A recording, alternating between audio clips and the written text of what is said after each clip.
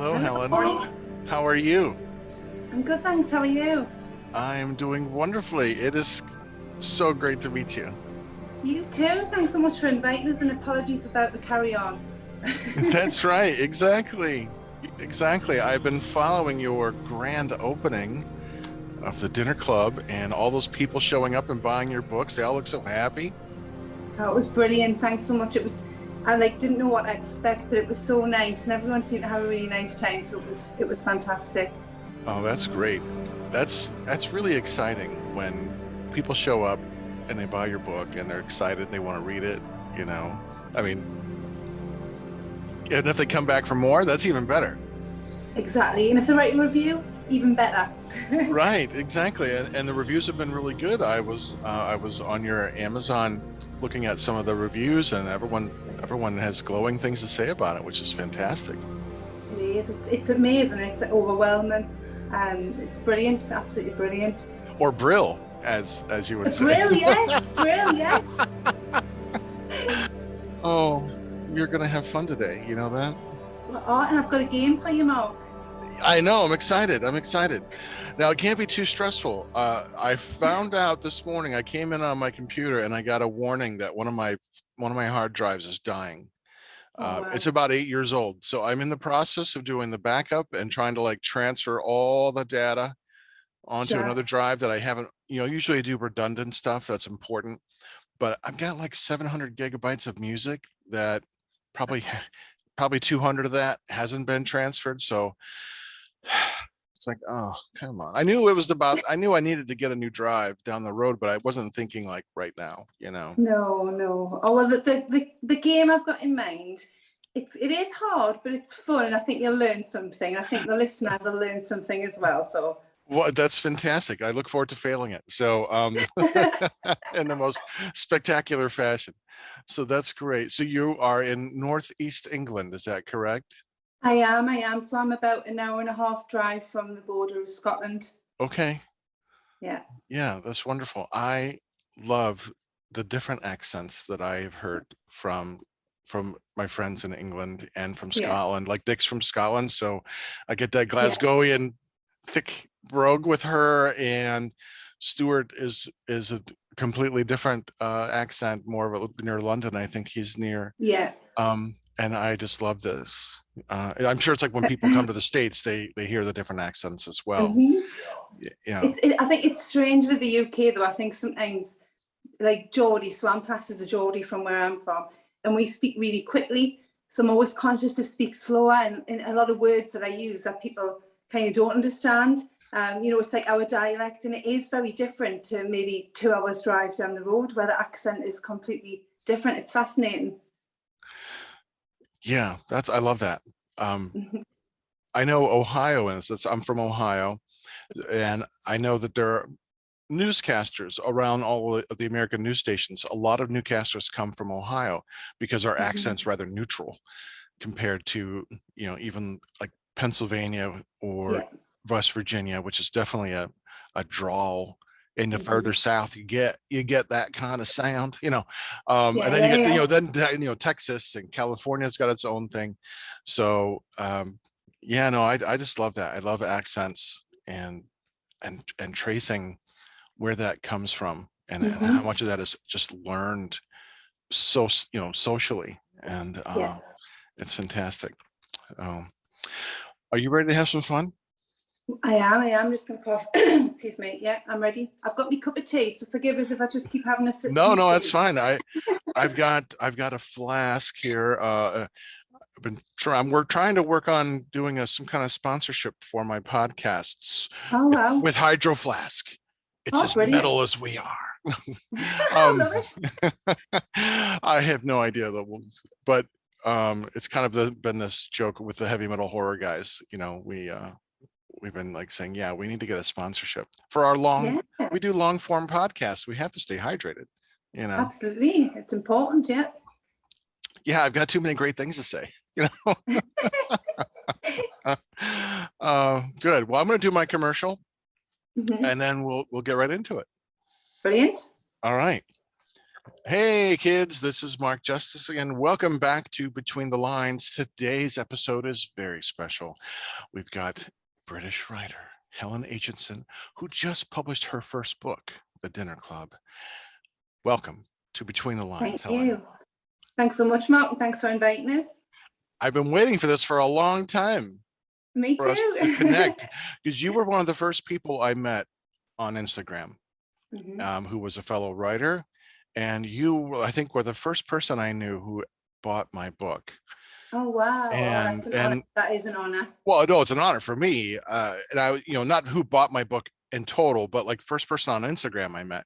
And then we're so supportive of that and talked about it, and you liked it, and I didn't have to pay you to give me that review. No, you didn't. I loved it. I genuinely loved it. It was brilliant. Oh, thank you.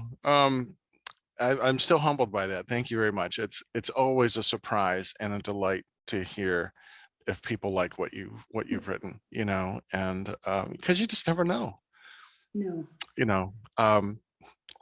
And with the sales of my other books, I'm like, is anyone reading this?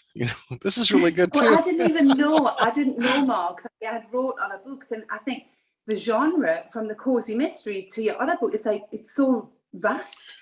It's amazing, and that's brilliant that you can write in different genres. But your cozy mystery series, and I know you're working on book 2, but book 1 I loved, and I remember reading your book because I was in my garage on the exercise bike, and I just loved it, and I could picture it in my head. It was brilliant. I loved it. Oh, thank you, and thank you very much. That's really, really kind of you to say that. I really appreciate it. And that was my first book, my floundering effort. Just like trying to find my way, like, is this how to write a book? Because I'd written other things, just never a book, short stories and movie scripts. As you see my lovely posters behind me, those are 2 of my movies. I'm all about the self-promotion. Why not? Yeah, someone's got to be. Shameless. But yeah, so it was just kind of like, let's try it, and I purposely did my second book, which you can see in the corner, Gage Black, as the next book in this series, because I didn't want to be considered just a cozy mystery writer, because Westerns or splatter Westerns was something I'd never written either. I mean, I'm more of a horror, sci-fi, comedy kind of guy. So, but I didn't want to have a scene from like Misery where a Kathy Bates fan just shows up and hobbles me and makes me write cozy mysteries all day, So I thought I got to show a range. And so what can I do that's the farthest thing from the sweet cozy mystery is to, let's do violent revenge. And Excellent. Yeah. Excellent. So thank you. So, well, let's talk about you. And I'm going to go back, and I like starting with kind of the broad stroke kinds of questions. Yeah. Who are some of your favorite writers? I think I'm quite different, I guess, to some more, more of the community on Instagram and Twitter and writers, because I never wanted to be a writer. It's not something that I ever thought about until a couple of years ago. So when I think about kind of books and writing, much of my reading's only happened the last couple of years. Obviously, as a child, I read, but it was more kind of, I love the Beano and I love the Dandy, which are kind of British comics, some R.L. Stein. I kind of read some Stephen King as I was becoming a teenager. And then when I went to university, I didn't read for years, and I didn't read for a long, long time because life gets in the way, and I was busy with my career, which was a massive part of my life and still is. So it was only up until the last kind of, I would say, 4 years that I began seriously reading. And it kind of inspired me writing. So basically, I started reading because a colleague of mine from my day job, who's a former detective, wrote a book about exploitation. And it was linked to the charity that I work for and he now works for. So I was in awe of him. He's a brilliant guy, worked at the police for 20 years. And I was like, I'm going to read Ian's book. So I read his book and I was like, wow, brilliant. And it really got us back into reading.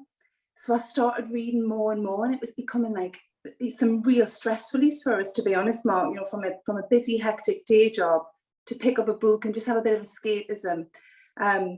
So I loved it, and I was just reading and reading and reading, and I started to discover authors and genres, and kind of really clicked with those. So my favourite author is a guy called Mitch Albom, who's probably most famous for writing a memoir called Tuesdays with Morrie, about a guy who had a guy who had motor neuron disease. And it was kind of his college professor.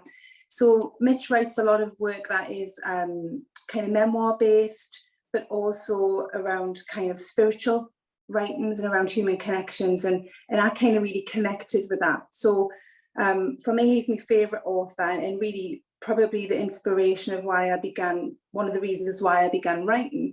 But likewise, I like a British guy called Matt Haig, who writes a lot of different genres, as well as kind of autobiographies around his own mental health. I like Peter Swanson, who writes thrillers. I like Shelley Stevens, who writes thrillers. So yeah, I kind of a lot of different authors I enjoy, and from the community, you know, there's some brilliant authors in the community as well. But yeah, I read a lot more now than I did kind of 20, 25 years ago.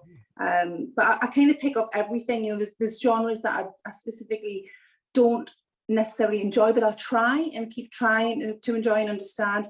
But on the whole, I like thrillers, crime fictions, and kind of commercial fictions. So what? And a bit of autobiographies as well, and biographies. So I enjoy that. Okay, that's quite a range. Can you tell me one genre that you really don't really like, but you're trying? I would guess sci-fi and fantasy. Okay. I've read a couple from the community. It's not something I've read before, and I have enjoyed them, but I don't necessarily always understand them. It just goes over my head. Sure. Yeah. Yeah. Well, because within science fiction, you have such a range. You have like on the one end, like soft sci-fi would be like Ray Bradbury, who writes a lot of human-based stories that are more focused on people, less about the technology and the science fiction part. And then on the other end, you have like Arthur C. Clarke and other more Robert Heinlein, who are more like hard sci-fi writers, and they do those kinds of more like 2001: A Space Odyssey, more of those kinds of lofty, ambitious, speculative fiction. But that makes sense. That's interesting. Okay, I want to delve right into your new book, your first book, which is so thrilling. I mean, I'm so happy for you, and just elated for you that that you, well, one, that you accomplished it. I mean, for one, any time that you write, I think, and write a book, that's an amazing feat. So super kudos to you for that. Thank you. So how would you describe this book, as far as, like, without spoilers, to anyone who is interested? Because when I read it, I had a hard time placing it in a genre other than like kind of drama. So if for people who are genre readers or want to know what it's about, can you describe it for us? Sure, thanks, Mark. I guess genre-wise, I would put it in sort of contemporary fiction, sort of commercial fiction. I think the Dinner Club has something for everyone in. So basically, it's around 5 different people who are very, very different, all with their own kind of history and issues, who connect over a dining club. And they've all got a secret. So they come into this dining club and they want more than just food. There's an underlying kind of motivation, an underlying issue that they want kind of resolved. So the people come together, very, very different people from very different walks of life with very different sort of goals and aspirations. And it's told from the perspective of all 5 characters. So it's multiple point of view, talking about their kind of their progress and their journey within the dinner club. And I guess for me, if I had to sum up what it's about, it's around love, loss, friendship, transformation, and hope.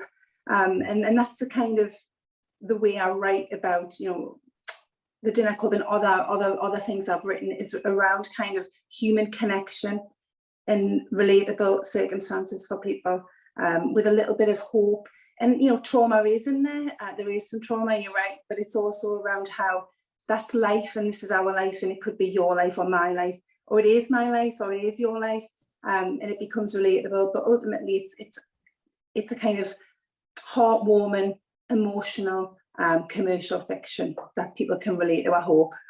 Yeah, well, that sounds great. And I like that you have brought in points of view from all 5 characters, because now the reader has opportunities to really get to know these characters intimately, Yeah. which is what you don't always have with a third person omniscient narrator. I mean, you can get their thoughts, but as you read with my cozy, I mean, even the story goes back and forth between the narrator and Abby, because everything's filtered through her experience. Yeah. So you really get to know her and how she views things. So now you have opportunities to learn about all 5 people that way, and I find that fascinating. I'm excited about reading it myself. So or reading it, yeah. So that's really cool. So this contemporary fiction, which is, as someone who's always been a genre reader, mostly horror and sci-fi growing up, classics. Contemporary fiction is one of those kind of like a nebulous kind of definers for me. And from another person I interviewed who does contemporary, she defined it as a way of kind of like fiction, that things that can happen in today's life and real life kinds of stories. How would you define contemporary fiction as a genre? Yeah, I think the definition you just mentioned is probably quite accurate. I think for me, it's also maybe something that doesn't fit anywhere else. So it has a bit of everything. So the Dinner Club has kind of romance in there. It has, tragedy. It has suspense. It has social issues and political issues that are current and have been current for many decades and across the world. I think it's really something where it's just a little bit of everything, a mixture of things that comes together, that kind of fits into a genre where there isn't anything else to define it. So for me, it's just a bit of everything in the pot. Sure, like a good stew. Yeah, no, Yeah, that's wonderful. a nice casserole. Yes. Well, it fits. The food imagery, fits. It And does, it like a does. slice of life in a way, because really most of the things that happen to us are those small personal tragedies or drama, like today with my hard drive crashing. That's my tiny drama for today. There are far worse things that are happening to people in the world, but to me it's like, oh shit, I've got all this data I need to protect, so it's my tragedy for today. But in the grand scheme of things, but it's so I get that. I appreciate that. One thing, I'm kind of jumping ahead. I've got a whole list of questions, so don't worry. I'm organized. But that made me think of the kinds of fiction that you like to read. Did that kind of work its way into your writing this style of fiction? Because I would never have written a cozy mystery, because I'd never read one before I'd written a cozy mystery. So it was like a completely new experience for me to kind of write within these parameters. So were you a fan of the contemporary fiction, or was this just like, is this evolved as you naturally started telling your story? Did it just kind of evolve and like, yeah, this is how this is going to work out?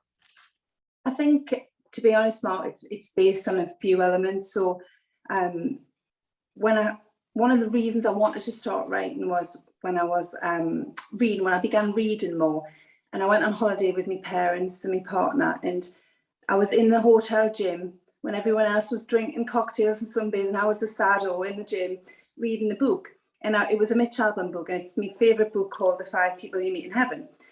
And I Oh was yes, reading this I book. know of it. I've not read it, Yeah, it's but I brilliant. know of it. Brilliant.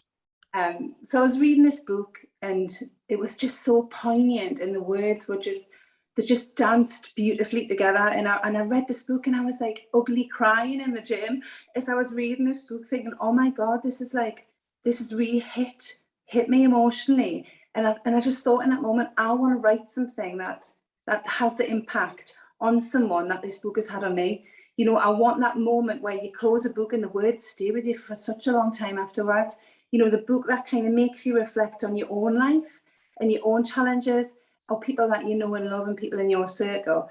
So a lot of my writing is kind of based on those principles. And I guess that book by Mitch Albom, I've got a 20-year career in the health and social care industry. So I've worked with people, at various levels of despair and desperation and dire circumstances for the last 20 years. And the kind of insight I have around humans and connections and resolutions and trauma kind of comes out in my writing. I write about what I know, so I do read that kind of genre. I read contemporary fiction. I don't necessarily write for readers to have an escapism. It's not a different world. This is around how do you have kind of validity in your own experiences? How do you have hope in your current experiences? How does something make you feel warm inside or make you realize that you need to maybe take a step to do something? How do you relate to humans? And I think that's the way I kind of write. So although some of my characters are fictional, some are based on real people, it's all around the things that we do every day, the human connections that we have, the fragility of life, the unknown, the unpredictable, and how we can kind of navigate through life in the best way that we can. So I do read books that are sort of based on relationships, that are spiritual. I'm not religious as such, but I believe in spirituality. I read things that are around families, around just normal everyday experiences, but taking them to the level where maybe I'm writing about how people can relate to that and understand that, or learn something about other types of people, have that social awareness. So yeah, that's a really long answer to a short question, but yes, I do read in that genre, but I also, I'm busy editing a thriller that I've wrote, so I can, my aim is to write in different genres. I don't want to just write the same type of material and regurgitate the same characters and scenarios. So I wrote 3 manuscripts. I'm going to write some when I'm off on a sabbatical, but they're very different to each other, and I'm deliberately doing that and using my own life experience and work experience and knowledge to try and write different genres so that different readers can connect to my different genres, I guess. Yeah, I was my next question I was going to ask. Different genre. No, it's good. No, that's fine. That there is a lot of depth to what you had to say there, writing about those human connections and those very real things that are what make up life and the special moments of life, that sometimes get dealt with very kind of campily in commercials that try to evoke a sense of emotion in 30 seconds or something like that. But at the end of the day, that's where everything boils down to. The most important things in life are those connections, those human connections and the things that ground us and give us our lives some kind of meaning, connections through others. And which is, I think, one of the reasons why I love doing this podcast, is because I get to connect with people who I would know through Instagram or something, but never get to talk like this. And that's what I find I love so much about doing this, because this moment right here that we're having. So no, that's fascinating. When I think as an objective reader, I can be moved by words, and that's why I'm most excited about reading your work. Is I want to read something that can be moving. Only a couple times in my genre fiction have I been moved. I think the first time I was really moved was when I read Treasure Island, not Treasure Island, excuse me, Mysterious Island. And at the end, Captain Nemo is dying, and I just loved this character so much, and I'm like, and here I am, I'm just like bawling, because I just loved this character, and I was so empathetic with his mission, and then the only other time I felt truly moved in fiction, reading Frank Herbert's Dune series, was just a masterpiece of colossal proportions, especially reading book 4, God Emperor of Dune. I don't know if you've ever read that or if you have plans to, but it's as you would say, it's brill. And it's a scope, it's grandiose. We're talking tens of thousands of years in scale of time, and it's so deep and so subtly, beautifully handled, and it is very moving in a lot of ways. And they stay with you, don't they, Mark? Those I was like 13-year-old when I read Mysterious Island, and I'm still touched by it. So no, I totally get that. And it's funny, the book I'm writing now, you know, because it's the sequel to the other one. So months have passed, and it's the spring book. So it's about, and as the story arc goes, Abby's on this trajectory of the Maslow's hierarchy of needs. So she's gone from having her base needs being worried about, now she's moved up because those are taken care of. She's got her job, etc. And but now the second part is about connections to other people and her Mhm. relationships and place in life. And that's a really murky, kind of unsettling when you're trying to figure this all out. And so that's why I did it with the spring book, because spring for me, I look outside, it's all ugly, everything still looks dead, it's muddy, it's scraped from the winter, and that's the spring I like, before it gets all pretty. It's in Christian terms, it's the Good Friday, not the Easter. Yeah. And there was so much Good Friday in this book. And but it makes perfect sense time wise for Abby to be just too much in her own head. But it's all about relationships. And as a Mhm. reader who loves genre, I would never read this book. That's what I find so funny and amazing. But as a writer, there is something remarkably fulfilling creatively to write something that my consumer part of me is going, you wouldn't read this. And I go, I know, right? Isn't this kind of crazy? But there's still satisfaction in writing that. So that's why I asked about that question. Do you consume what you write? So Because how I do you get your, sorry, how do you get your, if you're writing about something that you don't read, how do you get your, how does that motivate you? How do you get your writing, and how do you know that it's going to be kind of what it is? If you don't have that research and that experience of reading in that genre, how do you do it? How do you make, because your book's brilliant, I loved it. oh, How did you make that book? How did you make that book good if you don't read in I that was genre? How did you depressed. learn and I was depressed when I wrote it. So that made all the right? difference. I was just out of a job and trying to find my way. And so that's why so Mm-hmm. much of that came into it. Also the emotions are all very raw. So this was a very cathartic way for me to work through these things. And so Abby's journey, as she was going on, mirrored my own as far as working through elements of depression and confusion and uncertainty. Mm-hmm. So I think I was just pulling from the well of honesty that's myself. I was just pouring myself out onto the page. So if it feels honest, it's because I was just tapping into what I was feeling at the time. And Yeah. so writing in Abby's person allowed me to process my own journey. They kind of parallel with liberties, of course. It's a piece of fiction. Um, but I do, a lot of Abby's memories were my own. And the town I write about is the town I grew up in, not Juniper, but Vermilion, Ohio. And all the layout is basically the same. So the places like the drugstore where she gets the phosphates. I went to that drugstore when I was, I moved, I lived in Vermilion all my life. So I was going on there from like when I was like 10 years old on. My mom was going there when she was a teenager, so this place is still there, still has the phosphates. It's changed a little bit to like a restaurant, but I remember it when it was a drugstore. So all the places are there. The gas station is no longer there, but I remembered as a kid going there. So I just pulled from all my memories, and I think that's maybe why it feels so authentic, because it is my experience. Now, as far as the relationship stuff goes, um, I'm just kind of I think we can all identify with things that we're not sure about in our lives, and things that we get too much in our own head. Mm-hmm. And Abby, I think, is in that kind of place. And sometimes we all kind of start whirling out of control. We get on the rabbit hole and we're like, Yeah. and that's kind of fun to write about, because she's cognizant of the fact that she's in her own head too much. And she's Yeah. purposely trying to say, okay, Abby, enough. Let's stop. Let's move on with things. But she can't help going back to that, like, I did it, as Britney Spears would say, oops, I did it again.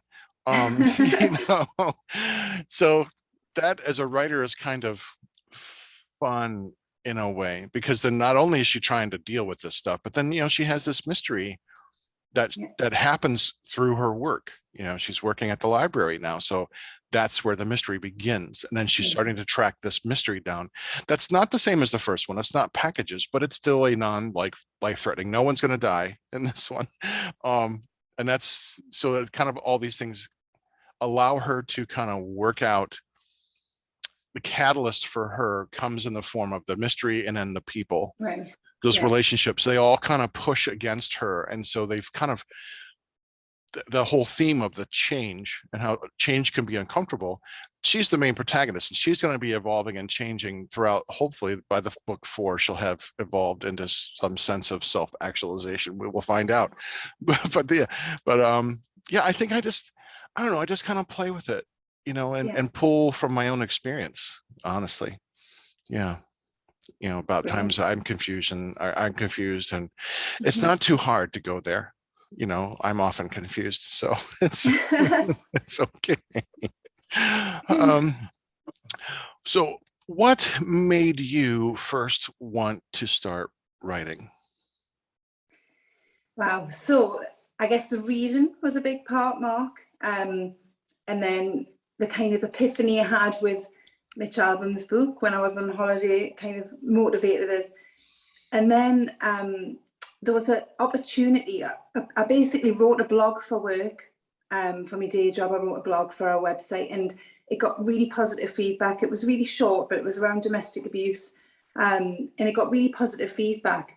And people kept saying, that was excellent. I really enjoyed it. Went very well, blah, blah, blah. And then I'd seen an opportunity that was like a local opportunity where I live, which was a competition to get a place on a playwriting course with a local theatre company. So I applied, and I just had to submit a short piece. And then I got on this course. I won a place on this course, and I went to this course, and everyone was really experienced. They'd wrote books, they'd had plays produced on the radio, the local theatre. There was a lot of English literature and language students. And I was like, well, I wrote a blog, and that was it. That's all I've ever done. But I really enjoyed this course, and I met some really great people who were still on my social media, which is fantastic. And I just thought it was excellent. It really kind of gave us it ignited the flame that I had, basically. And I thought, actually, I want to do something with this, and I know loads about people. I've got loads of experience. I could maybe try and do something. So I started experimenting basically with kind of poetry and flash fiction and short stories. And I was starting to get things published, which was brilliant. I was writing things and submitting them and getting really positive feedback. So I did that for a couple of months. And then it was the November, and I thought, I just want to write a book. I'm waiting full time, but I'm just going to write a book in my spare time. And once I started, I just couldn't stop. It was like, it was an addiction. I just couldn't stop. I was writing constantly. The characters just kept talking to us. It just kept going. It was, they controlled me. I was like, right, I'm going to have to write. And as I was writing the book, me grandma, who's one of the characters based on my grandma, died suddenly. So I continued writing it. It became kind of a process of grieving. And it was like, I have to do this for my grandma. I have to get this done.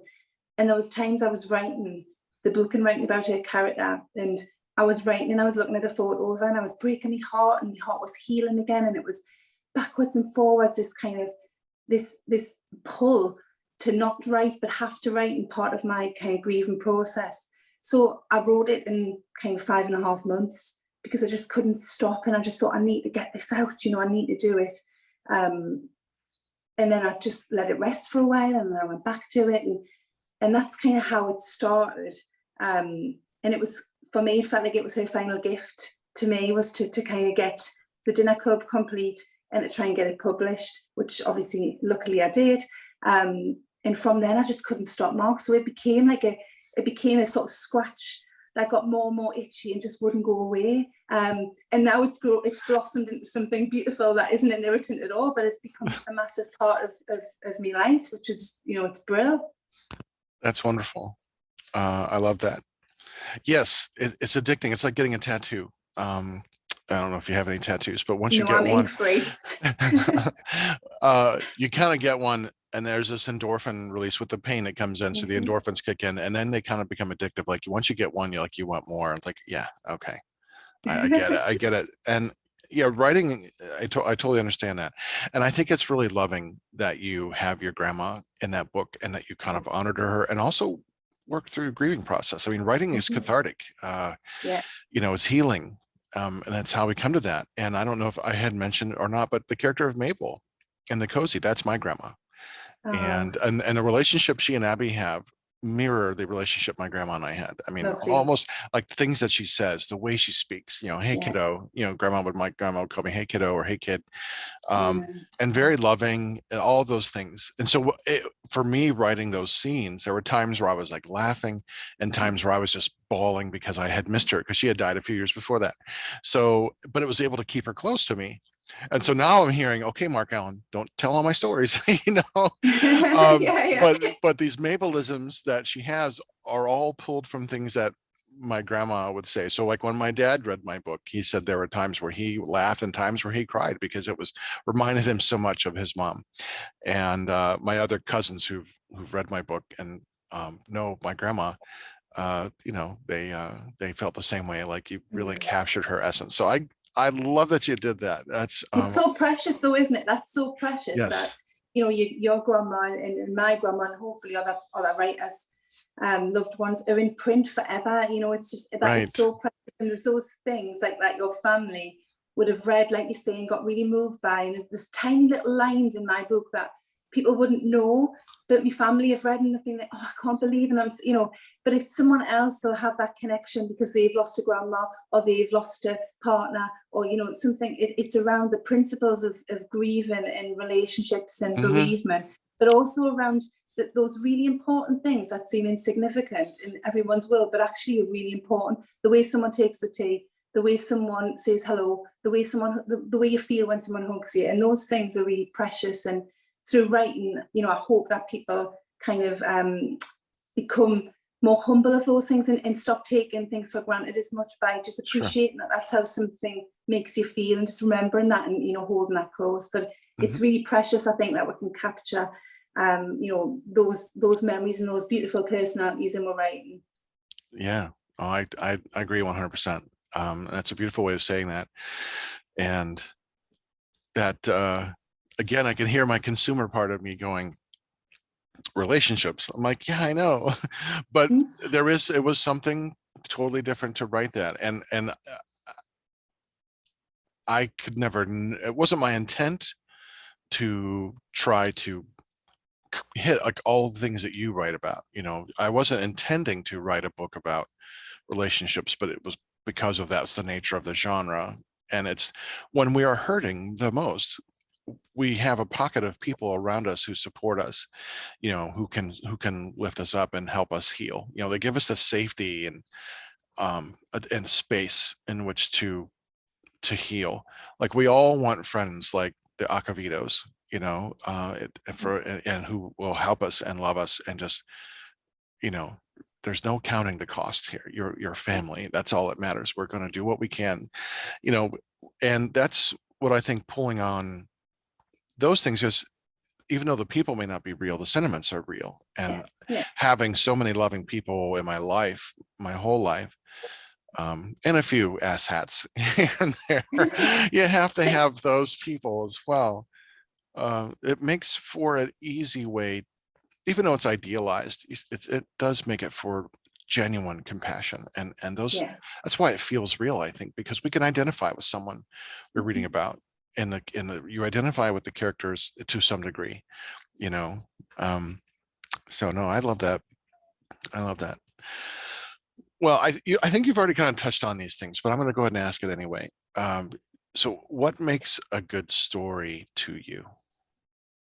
Ooh. I think a good story to me as a reader, um, is around layers. I think, something that is too predictable, will always turn me off. Something that's been regurgitated again and again, and I know how it starts, how the middle and the end is a real turn off for me. I want a curveball when I'm reading. I didn't see that coming.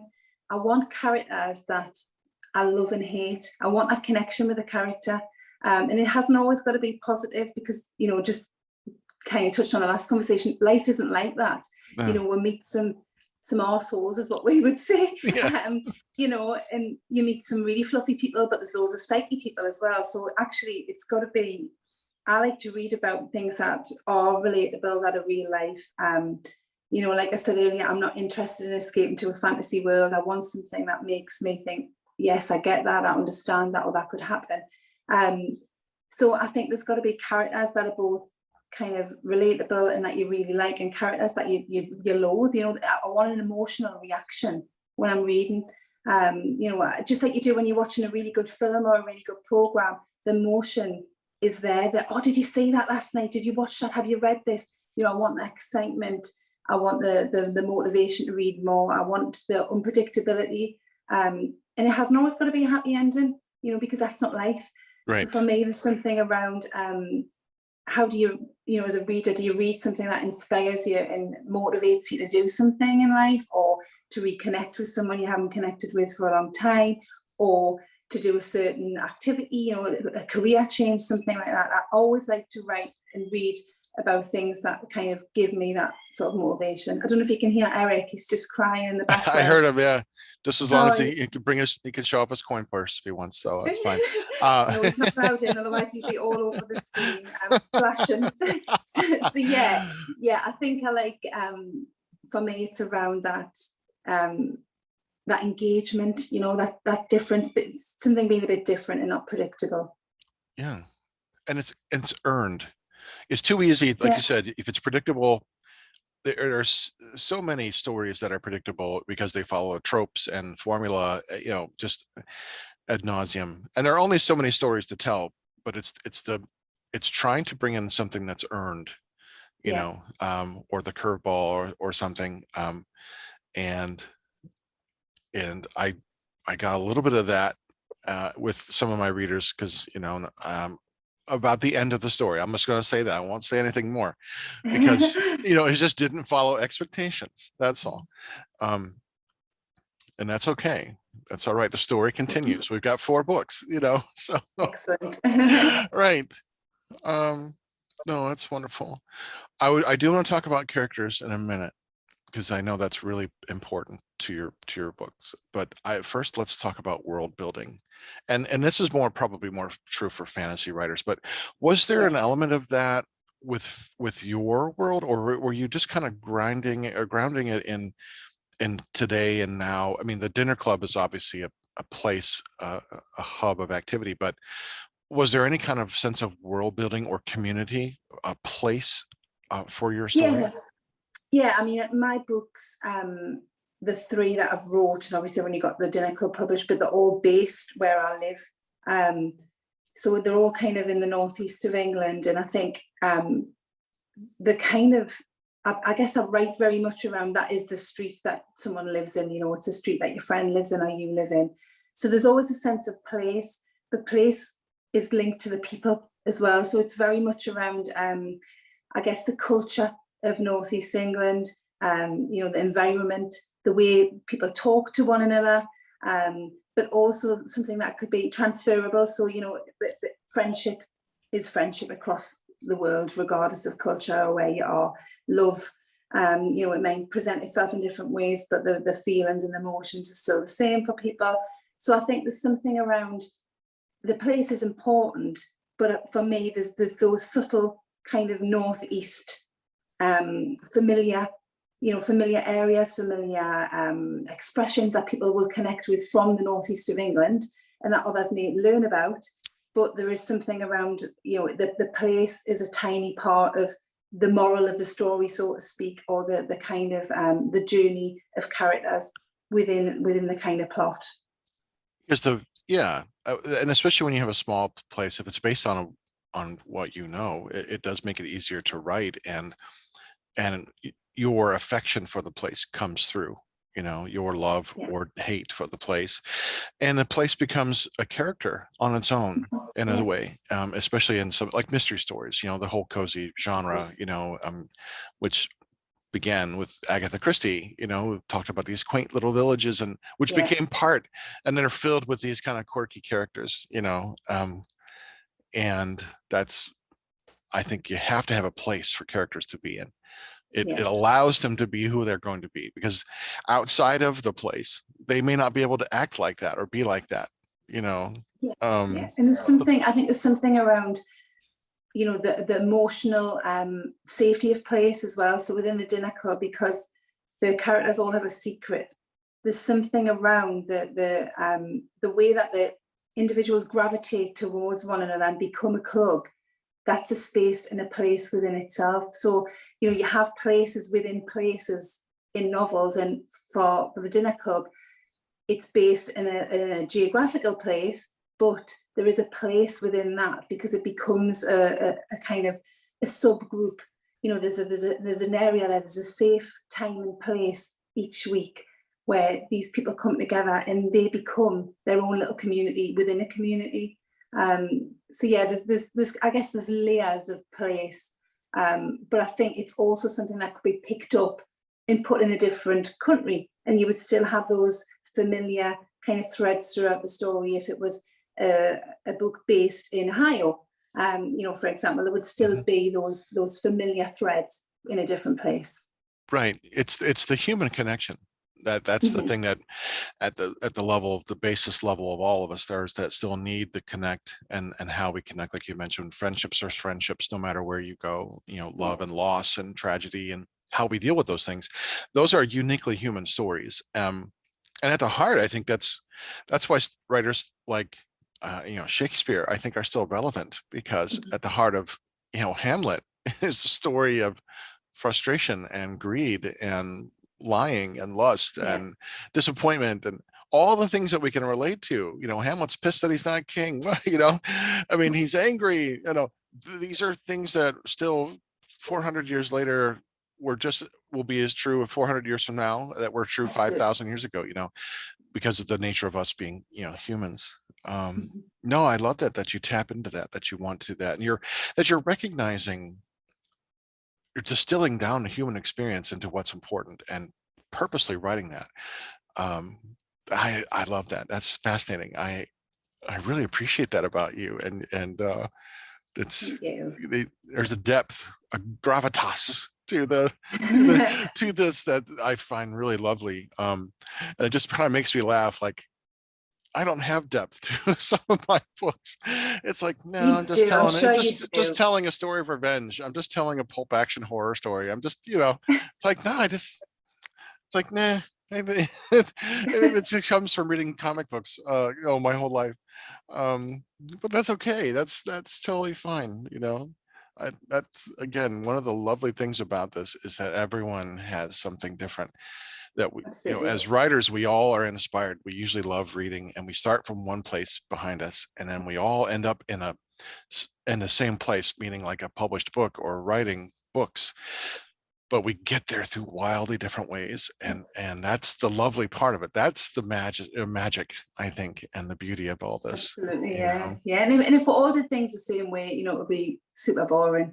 So we'll all learn from each other and inspire each other. Yeah, and right, and I think that there's no need for competition. It's like, that's one thing I've noticed on Instagram, that there's this group of people, and a lot of them we're connected with mutually, but the writing network is so supportive and so encouraging, and I have yet to find anyone who's been like, oh, that was stupid, you shouldn't have done that. Or, you know, it's everyone has been so supporting and encouraging, and which resonates with me. It's like, I don't compete with anyone. I mean, I compete with myself to try to make everything I do better, but it's more about like, there's room on top of the hill for everybody, you know. Absolutely, plant that flag, see who salutes it, and just, you know, I may not really like what someone else is doing, or may not be a fan, but that's irrelevant. Like, I will champion them and like be supportive of them. Like, yeah, you do that, you know, whatever it is that you're doing, how can I help you get your message out to the world, you know? And that's, I think, the way it should be. Definitely. You know, a little idealistic, I guess, but, you know, I don't see a need to, I'm not here to get into a competition. I'm just like, I'm going to do me, you do you, and hopefully we'll both be great, you know. Well, let's talk about these characters. You have 5 major characters in this book. We're going to learn all about them, but how do you go about developing your characters? What's that process like? I think it depends, but on the whole, my characters are based on sort of people I know, people I've met, people I've worked with, myself. So within the dinner club, obviously, one of the characters is based on my grandmother. There's a character in there, Violet, who is got a little bit of me in there. And the other characters are very much people, influenced by people I've met. So they're not necessarily based on people, but there's traits, quirks, experiences of people that I've met. So one of the characters, Cora, is a young care leaver who's homeless and kind of had experiences of being in the looked after system. In my day job, I manage a number of services for care leavers and young people coming out of the looked after system. So it's a lot of them are based on those experiences. So if they're not based on a person as such, it's very much my characters are nourished by what I know and from my work experience, but also a lot of my own personal experience and the experiences of people around me. So yeah, the characters are very, very different. But within the book, there's a carer called Jessie. She's a real person. She's actually called Jessie, and it's really about, I think, trying to have a reader understand there's so many different people and people that would never meet in normal walks of life. But it doesn't mean that they're not out there and they're not experiencing things that we might experience as well, but never come in contact with a certain type of person. So, a carer. A young person being a carer, meeting someone who is old enough to be their great grandparent potentially, and having that connection through meeting someone that they mightn't have ever met if they hadn't pursued that career. So it's just around those different people and different characters and different circumstances in life, I guess. But yeah, the characters, they kind of speak to me in a lot of ways. The main character, Derek, is a kind of average, he's an average British guy in his early 60s, but he's got a secret that makes him, a little bit less average. So that they're based on, people that we see every day, but maybe with a little bit of a quirk, a little bit different, a little bit of a secret, a little bit of a background, or a little bit of a desire that maybe we all have at times, but we don't necessarily listen to or we don't follow.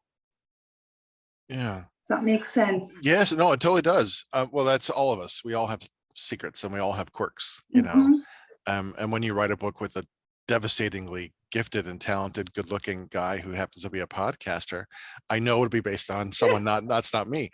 So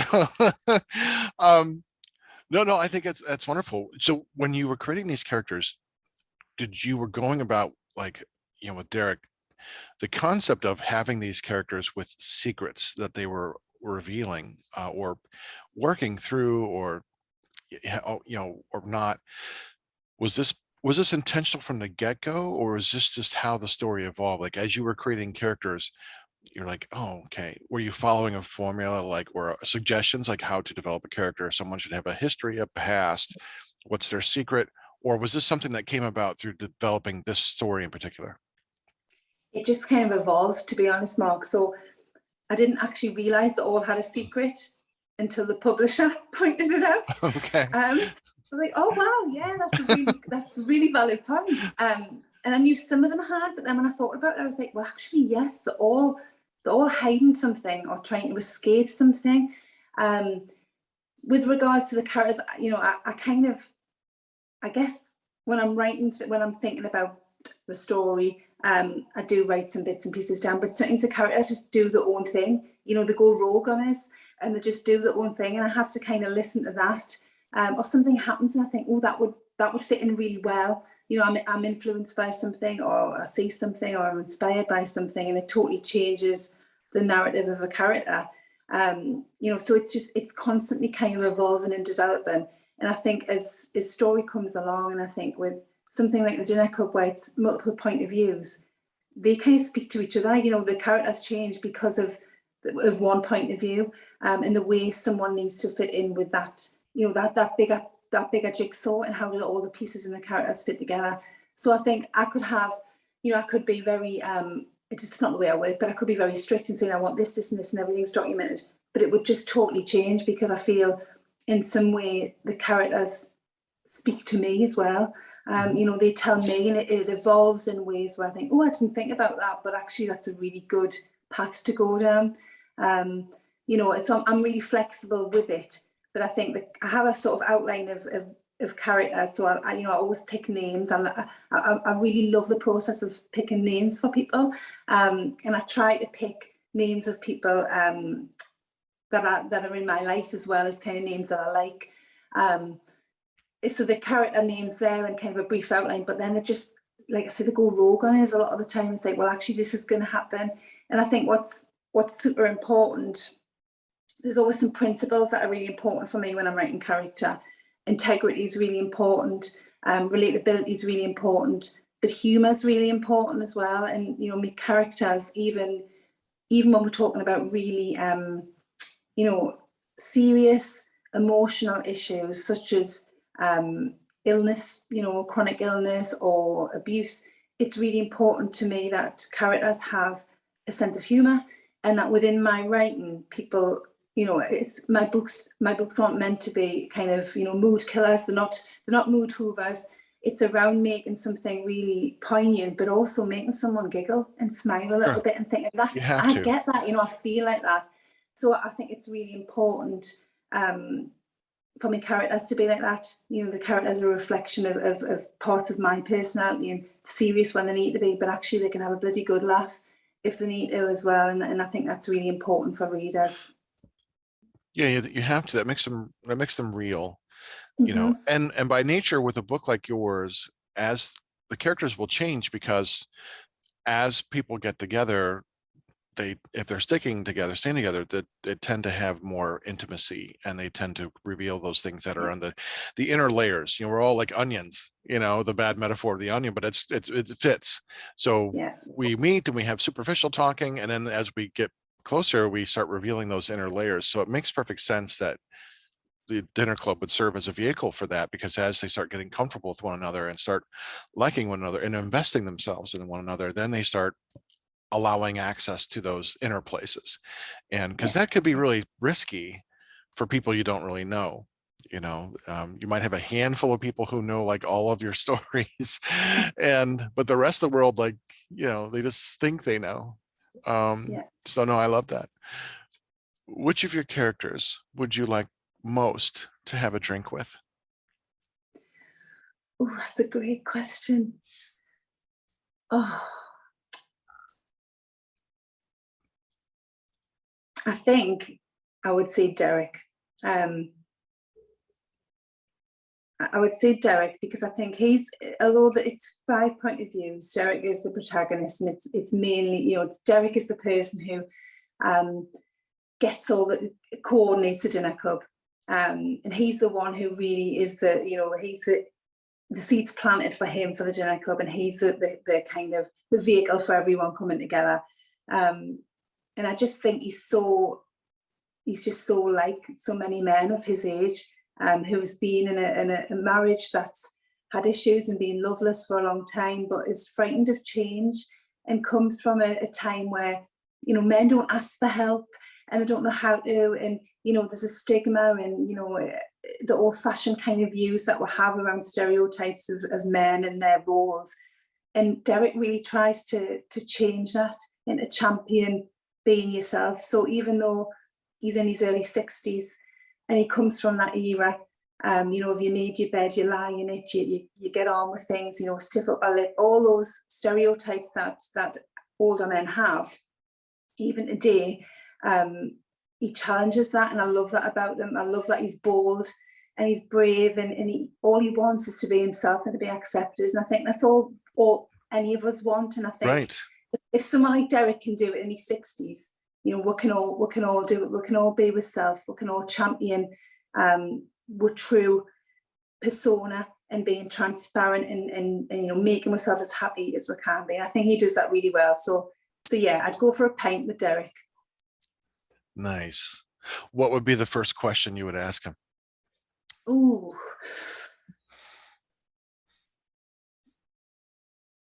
I don't know. I'll probably ask him why now, because he has been in his situation for such a long time.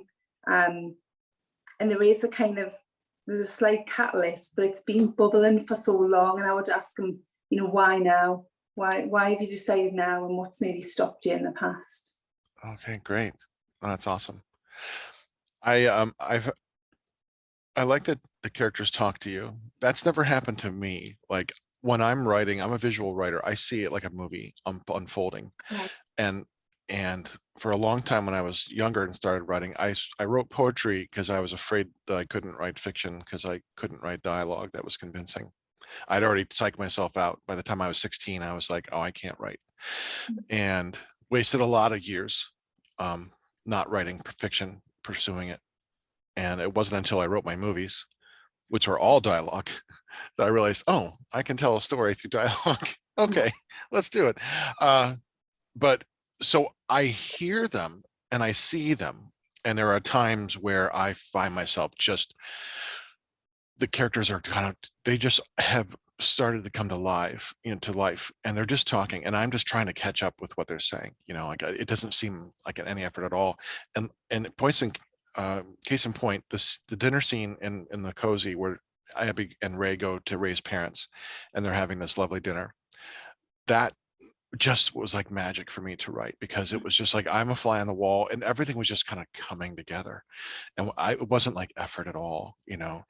and that was so much joy. I was like, after writing I didn't realize my face was sore, and it was because I was smiling for like 4 hours as I was writing. Like I was like just so happy.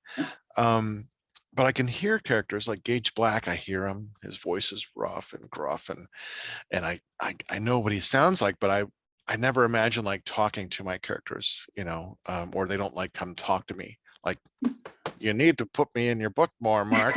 Listen here, you son of a bitch. I want more time. um so, but I find that fascinating when writers have said, the characters talk to them. And one I talked with said they will like physically, like she can hear them, and they like talk to her. They push their way into the story, and they completely change things as she Wow. has planned it. I'm like, that's amazing to me, Mhm. like whatever process, it works. No, that's fantastic. So I would like to move on to your creative process and talking about plotting and organization. Are Mhm. you a pantser? Are you a plotter? Those kinds of things. It's Yeah, a combination of both. How do you do that when you're developing your plot? I'm definitely a combination of both. And I think what I kind of do, because my day job is so chaotic, shall I say, I have to write some level of things down because my brain's so saturated with the day job. So I do write things down, but I'm then really flexible. So it changes along the way. If I think something changes, and then the catalyst of that is, there's a splattergun approach, and then this and this is going to change, and I'm flexible with doing that. But I always have an outline, and I tend to just like pen and paper. I'm very old school. Get some flip charts, some Sharpies, and do some kind of mind mapping.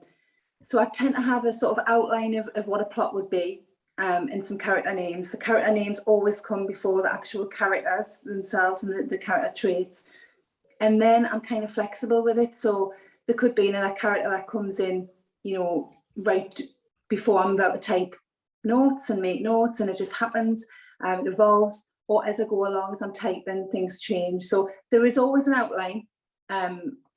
So at the moment, I've got kind of plots for 4 books, but they'll change as I write, and another idea will come in, and then I'll write that one down as well. But I do a lot of notes. I do a lot of iPhone notes. I do a lot of post-it notes. I do a lot of flip chart. But that's more around, for me, kind of retaining the information, because otherwise it'll just go in a balloon and float away forever. Right. So I have to kind of get it down. And then once I'm sort of developing, that's a scaffolding. And then once I'm starting to develop and put the bricks on the house and the roof, it can change, and that's fine. I'm not tied to that. But the kind of premise of the principles and the fundamentals of the story sort of remain mostly from the kind of beginning of writing it down. Yeah, I totally get that. It's there's structure but flexibility, Mm-hmm. because you have to have that. Well, you don't always have to have that. I've talked with many pantsers who have an idea and they just have an idea and then they start writing and they said, oh, it'll come as it goes. And for me, who spent so many years in academia, that I just try, I couldn't handle it. I'm stuttering now because my brain's like, it doesn't compute. And I taught composition for a long time and taught my students that academic writing is all about order and structure and cogent paragraphs and a coherent paper that follows a order and develops a thesis. And so I follow that same thing when it comes to organizing my writing. And I'm a lister, so when I'm brainstorming, I just write down everything, and then I kind of pick and choose what I like and develop that, and then I outline. My outlines can be not always detailed. I do try to outline as much as possible because I find that's easier to write drafting. But like my pulps, which are much shorter, 40, 50,000 words, my outlines are like 6 to 8 pages. But like my new one, it's like 23 or 24 pages, something like that. Wow. But color coded, so I highlight the mystery parts in one color, the cozies and parts in another color. So when I'm seeing that part, it's also a visual reminder, like, okay, this is the mystery part. We really need to focus on that as far as the emotion goes and make that part of it. It's the cozy part. Okay, then let's bring in the senses here. What are we focusing on that's cozy, and how do I want to make that an experience for the reader? So Very organized, Mark. You're much more organized than me. well, I have I've got a notebook in where I write ideas down, and I have to, and that's how I know things, because otherwise I'll be like you, my balloons will just pop, go out, and then they pop. They don't just come back down. They just go, so I don't trust myself to remember anything. So if I write it down, that's the only thing that helps. Yeah. And so, but that's great though, because there are those phases of creativity where you're being very much in the creative place where you're making, and then your mind's just on fire and all the ideas are just coming down, and I really like that. And then there's the drafting and then the revising phase where it's more analytical and you're trying to make better, and but I find that when I'm working through the stages of a book, about 3/4 of the way done, like the next book will start saying, it's time to write me. I'm getting bored. I'm getting bored with this one. I know how it's going to end. I just want to write it and type it and get it done with, so that's funny. And I'm excited that you got like 4 books in the works. That's in different genres. That's really exciting. I think you're going to find, even though every genre is different, it's going to be some sense of exploration. But you, especially if you return back to, like, if you do a sequel to this book, like if you come back with these characters, you're going to find a sense of confidence in your prose that you didn't have the first time through. And you're still going to be like wondering, is the story okay? But my words are better. Like, hey, that's not so bad, Yeah, I think I see that already. I think when you do different genres, so my next manuscript, which I hope will get published, is it's more like a romance comedy book, really easy reading, around based loosely on my disastrous dating experiences, and I had many first dates. So it's based on that. So it's a really quick, easy read from one perspective. But the thriller that I've wrote is around, which could be a series, is around a murderer who is preying on the homeless population, and it involves 2 detectives, and it's a time hopper and it's multiple perspectives. And it was really, really hard to write. I loved writing it, and I think it's pretty good, and I've had really good feedback. But it was bloody hard to write. It was so hard, and it was time hopping, it was multiple perspectives, it was getting the police jargon right. It was really, really difficult to write. And I think as you write different genres, you also develop an extra level of skill in your writing as well, because you're having to put yourself in a different mindset. Writing about my own disastrous dating was super easy. I wrote it in 53 days. It was really, really easy to write. But when you're writing something that isn't as familiar to yourself, or desires, really really specific detail and process and plot has to be spot on, otherwise it's not going to work as a book. It develops your writing in different ways because your thought process becomes different. So Yes. I think it becomes more of a personal challenge, which then creates a higher level of your writing as well. So it's pushing yourself a little bit out of that kind of comfort zone, I guess, to a degree, and your comfort blanket, and trying something different, which will you'll either flop at it, or you'll absolutely you'll float with it and it'll be brilliant. So it's those different things, isn't it? Those different techniques and kind of exploration of self as a writer that can help to develop your own skills and find a whole new genre potentially. Yeah, no, I agree. Yes, you're talking like a seasoned writer here, even though, so no, that's wonderful. All those things, I agree 100% on all that.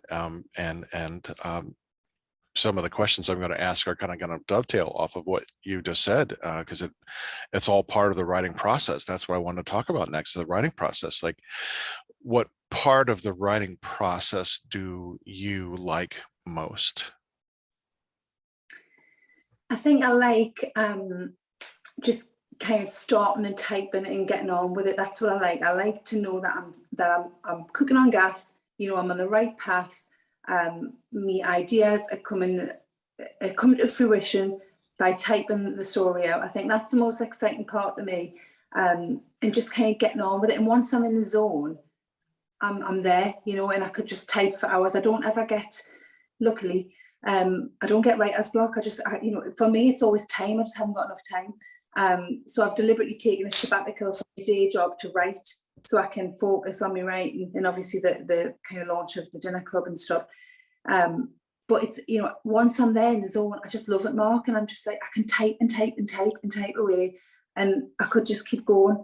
So I love that feeling. It's like the adrenaline of knowing that this is happening, and knowing that everything in your mind's getting poured onto this laptop, and it's working, it's going in the direction, and you feel the vibes of like, yes, that's it, or that paragraph just hit the nail on the head, exactly what I wanted. It was the exact emotion, the exact scene setting. I love it. It really gives us a buzz, kind of writing and just getting my thoughts and my words down onto the laptop. It's brilliant. Oh, I love that you're so self-aware of your effectiveness as a writer. When you're writing, you're in the moment, when something's working and something doesn't. I'm kind of Hopefully. well, I mean, but you're getting the feels though, one way or another. You're getting the emotional kickback, and that's something that I never knew for sure, other than a few spots in the cozy where, like I mentioned, the dinner scene where it was just came effortlessly and I was happy, I was smiling. I still don't know if something's going to work or it doesn't. I mean, I ultimately at the end of the day, if I'm happy with it, that's my only gauge. Like, yeah, this is good. Gauge black is like, it's violent, it's grim, it's bloody. It is just everything I like in a revenge story, because it's a perfect story for that. But I thought the prose was good, but I wasn't sure if anyone else will. You never know. And it's exactly how I felt with my last book. That said, I wrote it in 30 days, and there was only one day I remember where I felt like connected to the work, like I felt good about what I was doing. Like emotionally, like I was just detached, and I was writing, and I could tell that some things I was writing were okay. That's a good line. Like, okay, I think that's good, but I didn't know if it was effective, or and I never know until you hear back from readers. Except the emotional impact when I started writing and making plans for the story that's going to take place in Juniper after the cozies. That impacted me more emotionally. I don't know. I think I've told you this. Have I? I can always cut this out if we need to. But I'm taking the setting and all the characters after the 4 cozies are done, and I'm doing a horror story in the same town. No, you haven't told us that. Okay. I would have remembered that. Okay. Yeah, this I started getting the idea. I don't know where it came from. My dark id. I got it like at a book show when I was doing books, and I started writing down, and I started like writing down all the ways that I could kill off the characters. Uh, No. oh yeah. This is why in this new book and the next two to follow, I'm introducing 15, 20, 25 new characters every book so that I have more people to kill off at the end of that book. Everyone is dying. Oh no. Everyone, hell yeah, a whole fucking town is gone. Um, and I wrote the end. I literally wrote out the end of the novel, and it was like I could feel it. It was a punch to my gut, like, oh God, and I'm like the detached God creator. I'm the one writing this, and I was like, oh Jesus Christ, this it's just hitting me hard. And I'm hoping that readers will be the same. Like, I want them to like lose their breath, in that moment. I want them Yeah. to be spiraled in to that downward spiral of despair. I It's want gonna to, happen. I'm yes. feeling it already. I'm feeling it. And that's why I'm populating the town with so many people. Just so I can kill them all off. Oh wow. And I'm not to say. my my wife's like, you can't do that. I'm like, yeah, I can. Watch me. I've invested more emotion in that. Mhm. I think I am anticipating the emotions in that book. Yeah. You know, like everyone you love in these books is going to die. As a writer, I'm so excited about this. This is more the me on the page. Like Gage Yeah. Black. Gage Black is 100% me. It's like, yeah, okay, I let it all out. Anyway, okay, so that was a nice little right. Exciting, yeah, yeah. Nightmare provoking, but exciting. Exactly. All right.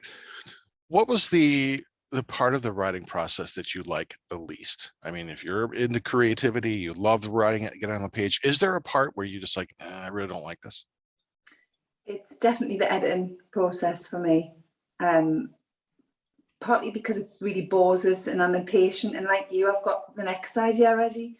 Um, I just find it really, really tedious, and I've got better at it. And I've learned so much from the publishing process, but I just find it really boring. I like getting the imagination out. I like telling a story, but then I want it just done. And going back and the kind of grammar side of it, and punctuation and formatting, and all that carry on is just it's really boring to me. So it's a necessary evil, but it's definitely something I really don't enjoy, and I kind of put off. So I'd leave something, for a few weeks, for a month, even a few months, and start something else because I don't want to edit it. Well, I And think I it's don't good to edit as I leave the go book. along. Oh, It sorry. is, it is, it is. No, sorry, it is. You're right. It's good to leave a book, but I don't edit as I go along. So I'll write, Good. 90,000 words, and then I'm going back from the beginning, and it's just but I'm getting better at it, and I understand it needs to be done. It's just very tedious for me personally. Hmm. I think everything has a place. And I always encourage my students, like, look, creativity, when you're drafting, don't censor yourself. And that's Mhm. how I view writing a rough draft. There are parts where Yeah, like, yeah, this part I know I'm going to need to change yeah, as you go. I got two characters in the new book um, who we're kind of tertiary characters in the first one, but I wanted to bring them along and develop them a little bit more, mhm. um, so I can kill them. And but I find that I knew what they look like, but I know what they did, but I didn't have a personality yet. Mhm. Excuse me. So when I'm writing their dialogue, I knew it was flat. And I'm like, there's just nothing here. So I've had to then go, I'm like, okay, I have to figure out who these characters are so Yeah. I can make them fun and interesting and kind of quirky, or at least authentic. And that's, Mhm. to fit in this town. So I think one I've got a better handle on, maybe two on the other one. So it just means rewriting things, and that's fine. It's like, I understand that. The drafting is about trying to get as much of your idea into place Yeah. And then you come back to it with the cold eyes of reality and reading it, like, and seeing what works and what doesn't, and then taking what Yeah. doesn't and trying to make it work, you know. And but like you, when I was in school, I hated revision. You know, like when I drafted, I'm like, nope, I'm done. Like, no, no, no, no. Yeah, that's the beginning of your process. And now I still am not crazy about revising, because I, like you, like, I just want the creativity, but I understand that it's important. Yeah. And the more I write, my hope is that each rough draft will become a better version of Yes. what the final book will be, but I'm still always going to have, I want a good team of people, friends who are also writers, who can give me honest feedback, because I rely on them to tell me what's Yeah. not working. You know, my writer group, my beta readers, I need to know what's Yeah. not working. And I trust them to tell me the truth. So, you know, then that's fine. I can take it, you know, because they want my success too. And that's, Absolutely. you Yeah. know, they're not just trying to tear me down, you know. So we are going to get to your quiz. I know you want to quiz me, so don't worry. I'm well aware of that. When did you come to first realize what your writer voice was? Oh, I guess because I'm so new to writing, I think when I started to get really positive feedback, and I was getting small bits published and just sort of experimenting and kind of finding what is the right fit for me, but also what people want to read and what people are interested in. I think I started to get that confidence and started to feel I was coming kind of into my own as a writer, I guess. So, people talk about, when do you call yourself a writer? When do you call yourself an author? And, how do you know you're writing? And, are you always going to be a writer? Are you going to become an author? And all the kind of evolution of becoming a writer. And I think for me, it was all around people were liking, I was getting the positive feedback, and I think I've always been under the impression of, I'm not everyone's cup of tea, and that's fine. But for someone, it's going to be the perfect cup of tea. So it's I'm thick-skinned. I'm fine if people don't like what I write, but if people love it, I'm over the moon. It's so heartwarming. It's brilliant. And I think I kind of, as people were saying, actually, I really like this, and it wasn't just my friends and family who felt they maybe had to. It was people, it was strangers who were saying, actually, this is really good. I think I started to feel that it could be a possibility that I could actually write something. And then obviously once I wrote and I started to send off to publishers, and I was successful, and I had multiple offers, which was brilliant. I started to feel, actually, this is this is me, this is my writing. And I think what voice is always changing. We're always evolving as writers, but to have that, the fundamentals of feeling, actually, I have got stories to tell and people want to read them, and it's something that people will enjoy, hopefully, and people will relate to. And I'll just keep doing it for as long as I feel I've got that voice, and for as long as that voice is listened to. I'll kind of keep doing it. So I think it's ever evolving. But for me, I started to think, actually, this could be something. When I started to get things published, small pieces, and I was getting that positive feedback and all the support, like from the community. As you mentioned before, Mark, I think a massive thing is around support and being each other's cheerleader and champion, and it's so important, and you kind of get back what you give out as well to people. And I think it's such a lovely community where people will support one another, and that gives with encouragement. It nourishes where it helps with grow. It helps to be heard, and it helps with that doubt that we always have, which is human nature and would be strange if we didn't have it. It smothers that voice, and it lets the voice of, actually, I can do this, and why not? And, you've got nothing to lose, and all the positive side of things. It helps to make that voice heard, rather than that I can't, and I'm useless and it'll never work. And I think there's a multitude of things that help to keep that voice bold and get that voice stronger. And you can't do it alone. But if you've got the ideas, and you've got if you're tenacious, and you give yourself the time, and you've got that support around you, I think you can do it. And I would encourage anyone to give things a try, and just, don't keep putting things off. There's never going to be a great time. I always think, I wish I'd wrote 20 years ago, but 20 years ago I wouldn't have had the stories, because I wouldn't have had the experience. So Mhm. It's just around kind of having a little bit of self-belief and really cultivating that tiny little bit of self-belief by having the right people around you, the right systems and processes around you, and just keep going. But yeah, I think mine was all around when people were saying, and I thought, people aren't lying, you know, people aren't going to just say it to us to make us feel better, and getting small things published. And then ultimately when I got my publishing deal, that was like, right, you know, I've got the loudest voice I'm ever going to have. That's brilliant. And it kind of became more real, although I still sort of feel I'm in a cartoon at times. I'm just like, this is really bizarre and surreal, brilliant, but absolutely surreal. But yeah, I think the voice just kind of gets bigger and stronger and more confident. And yeah, does that kind of answer?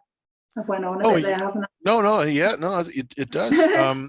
Yeah, you answered quite a lot there, and I I agree with that. You know, when we were younger, I had mentioned, you know, I was wanting to write at age 16. There's no way in the world I could have written what I write now. I was just writing imitation, you know, horror stories, imitation Stephen King, imitation whatever, you know, stuff I'd seen on TV or Yeah. whatnot. My first novel was a sequel to George Romero's Dawn of the Dead. When I saw it when I was 16 years old, like at a midnight showing, like I was just so in love with this movie. Like I have to write the sequel to this. And you know, immediately I came home and I started writing, and they had knew nothing about, you know, writing, and it's just shit, you know. I brought all my friends into it, you know, and all my horrible influences, you know, I was really big into Arthurian mythos, you know, and I loved that mythology. And so, you know, horrible combination of my friends and I running around in our fatigues, you know, in our doom buggies out in the woods with a zombie apocalypse, carrying swords, and you know, it was just so everything that was me at 16 that I can like laugh at, like, yeah, you stupid fuckwit, as you would say. Um, and I laugh at it, like, you know. So no, I totally get that. But also the thin skin, and also the validation from strangers, like people who buy your books who you don't know. Mhm. And when they say something nice, it's like, you got to believe that. It's like, okay, they paid money for this. There's every reason they have to like slam me, because they're like, I paid money and I didn't get it worth it, you know.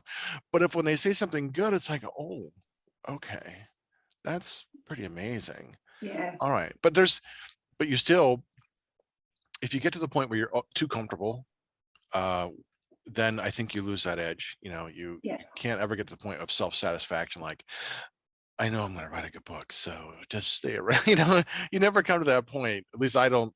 No. I don't think I can ever get there. You could feel confident in what you're doing, but you still never going to come to the point where, like, yeah, this one's going to be a good one, because you just never know. You know, No. yeah. I think you had talked a little bit about this in other ways, but I want to ask, like, do you do any kind of research for your books? Yeah, I do. So the one that I've wrote that I've drafted and I'm editing at the moment. Excuse me. The thriller. I do it with the police in my day job, so I know some processes, but I had to research to make sure that it was kind of accurate with regards to things like Miranda rights and what's said, and processes with regards to kind of holding suspects. So for that book in particular, there's been more research, because it's such a genre where it has to be right. You know yourself, I watch programs like that wouldn't happen in real life, and that's not accurate. And it kind of spoils a book or a film or a program when you're watching or reading something, you just think that's totally unrealistic. If it's not meant to be like that, if it's not a fantasy novel, for example, or a fantasy program, but it's something that should be factually correct. For me, it's really important that if I'm writing something, where it's something I don't know, because I do tend to write things that I do know. If I'm writing something I don't know, it has to be as close to reality as it can be, you know, so that people can read it and think, oh, this would be a brilliant film, or, you know, this really makes sense, or as a person who works in that field, that hits the nail. So yeah, I have done research with that in particular, and I did write a piece on my grandmother was a part of the Land Army during the Second World War. So she used to talk about when she worked in the factory that created parts for the Lancaster bomber. So there was a bit of research I did on that just to make sure it was factually, because she wasn't around to ask anymore, but to make sure it was factually accurate with regards to dates and kind of where the building was and things like that. So I do research where needed, but a lot of my writing is kind of, it's action research because it's what I know and it's what I've done or I do. But yeah, I think it's super important. Your book alone on your dating, right? I was just thinking 53 days. I'm like, God, I don't know if I could spend 53 minutes writing about my hapless dating. Like, Jesus Christ. I feel so inadequate. No, I agree with the research. Part of me, the academic in me, still loves that part, and I don't do with everything. But you do it with a few things. The details, are important. And when I did Gage, it takes place right after the Civil War in America, so I had to make sure, like, the weapons that were available, the mail routes, what was going on in Arizona, because part of the story takes place in a fictitious town called Hell, Arizona. So I had to know these things well enough to I could put the details in there, but I don't want to be bludgeoning people over with a history lesson. That's not my point. Sure. And the same thing when I did Death's Head, early 30s. It takes place in Haiti and also on an island right next to Haiti, a fictitious island. So I had to know my history of what was going on, and I also studied voodoo and learned about the Loa, and I wanted to learn about the religion because I wanted to be respectful of that, and write about the Loa. Like, if someone who's a practitioner of voodoo, I want them to, when they read about Samedi, like, yep, that's Samedi. I want to make it close enough to where my understanding of this quite a character is. So no, I get that. I love that. But yes, because with your thrillers, if you're doing police procedural, you have to know those things. You can't just invent it, because the reader is going to know immediately, and they're gonna pull you out. They're gonna point it out, like, no, you don't be giving me this bullshit. You got it wrong here. Totally. Right? Exactly. Right. No, I totally get that. Okay. Do you have a favorite time of the day that you like to write? I guess before I went on my sabbatical, it would be as and when I can. But I think now that I've got a little bit more free time,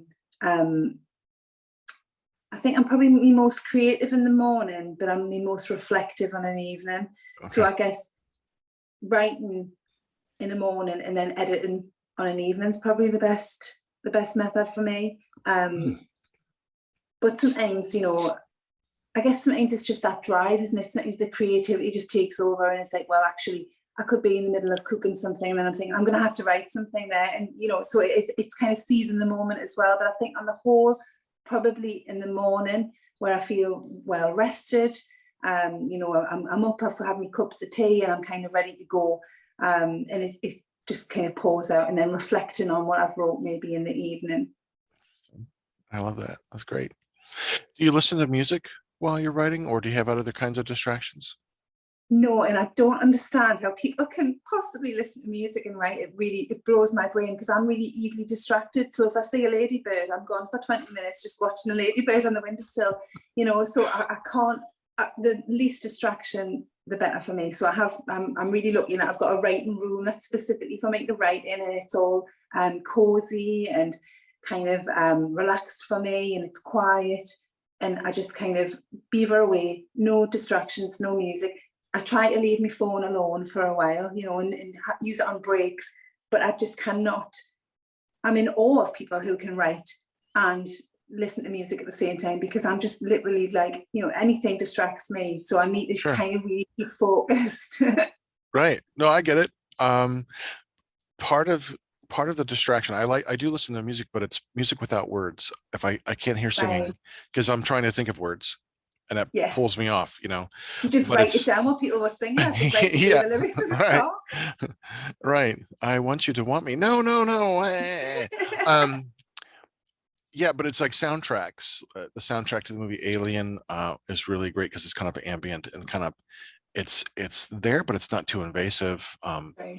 I have a lot of 30s music that I listen to, a lot of vibraphone, Lionel Hampton, other kinds of things when I write the cozy, because there is a radio station, in there. And so because, that Cal Anders will put in little songs, little snippets about the music, those are real songs. Those are real people.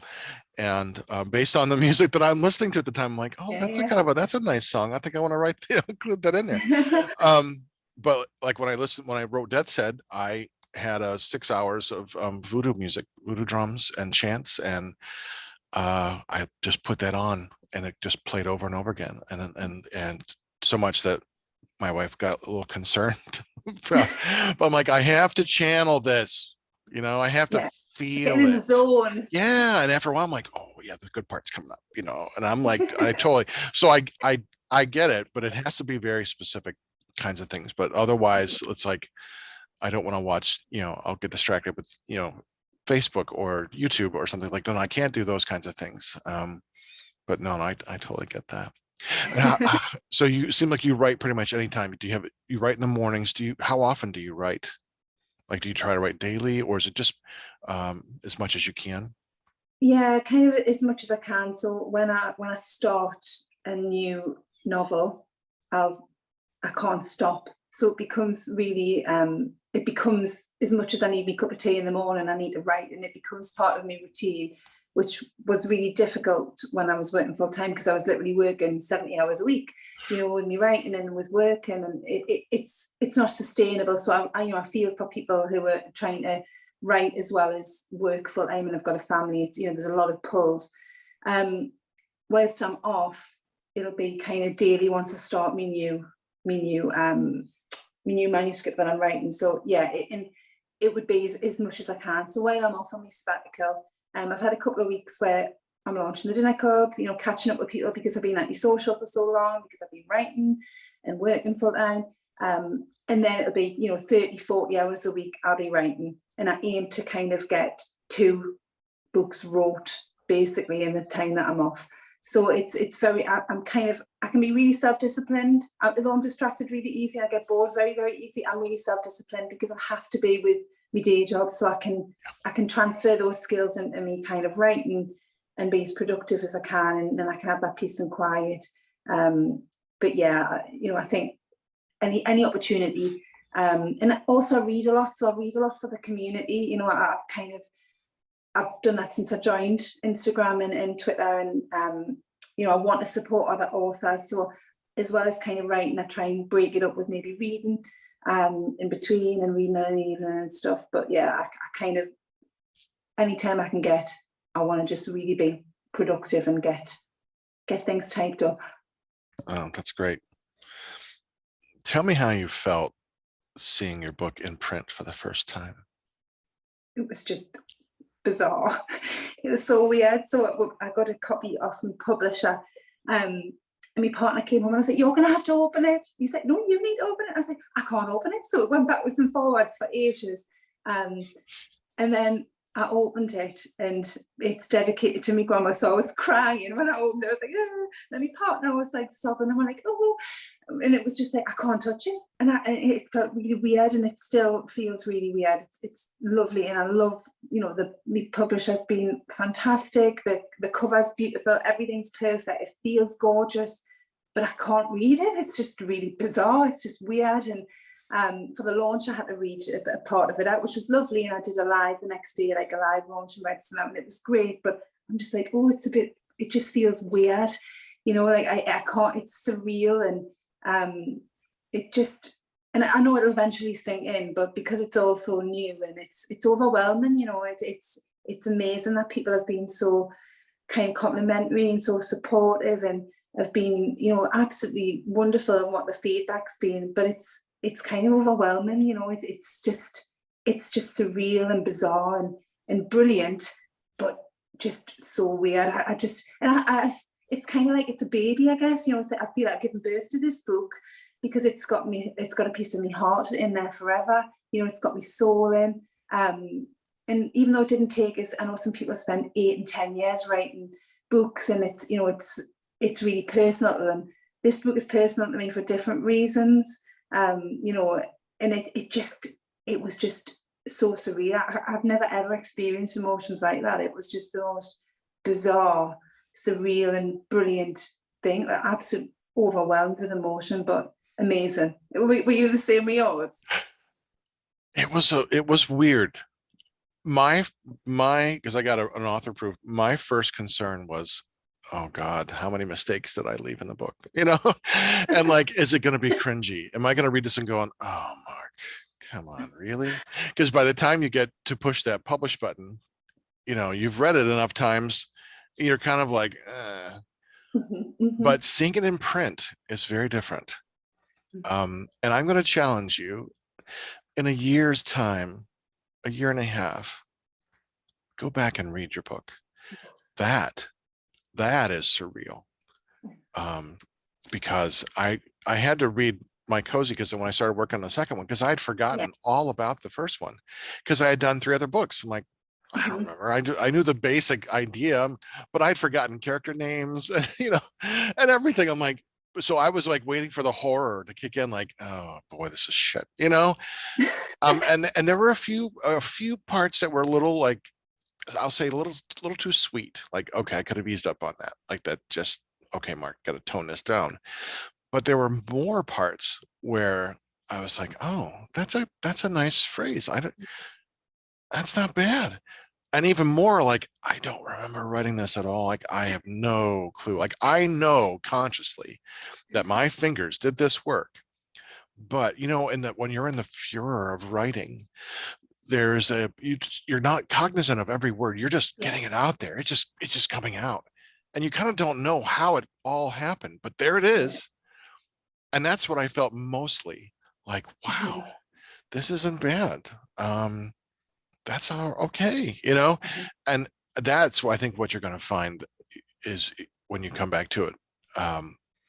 But with every book that you put out, when you put out your next 3 or 4, you're going to feel a little bit less and less like this is my baby. Yeah. It's going to go out in the world and it's going to live or die on its own, kind of like you're going to be happy and proud of it, but you're going to not feel that same connection in a way. At least that's for me. Like, I want it to do well. I want people to like it. I want people to read it, certainly.